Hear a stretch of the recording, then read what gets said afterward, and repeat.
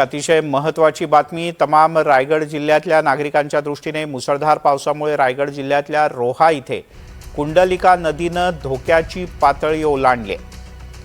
या क्षणाची एक महत्त्वाची बातमी, कुंडलिका नदीनं धोक्याची पातळी ओलांडली। नदीचं पाणी रोहा शहरात शिरलंय, त्यामुळे जनजीवन मोठ्या प्रमाणात विस्कळीत झालंय।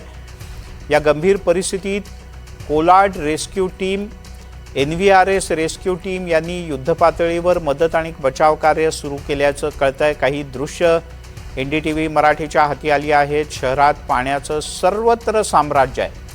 कुंडलिका नदीच्या पाणी पातळीत झपाट्यानं वाढ होते, त्यामुळे रोहा शहराच्या सखल भागात प्रामुख्यानं बाजारपेठेत मोठ्या प्रमाणात पाणी शिरलंय।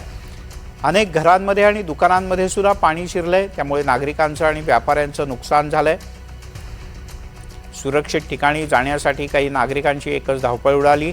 रोहा परिसरातील रेल्वे ट्रॅकवर काही नागरिक अडकून पडले होते। याची माहिती मिळताच कोलाड रेस्क्यू टीम आणि NVRS रेस्क्यू टीम यांनी तात्काळ घटनास्थळी धाव घेतली आणि जीवाची पर्वा न करता या टीमच्या सदस्यांनी रेल्वे ट्रॅकवर अडकलेल्या सर्व प्रवाशांची सुखरूप सुटका केली।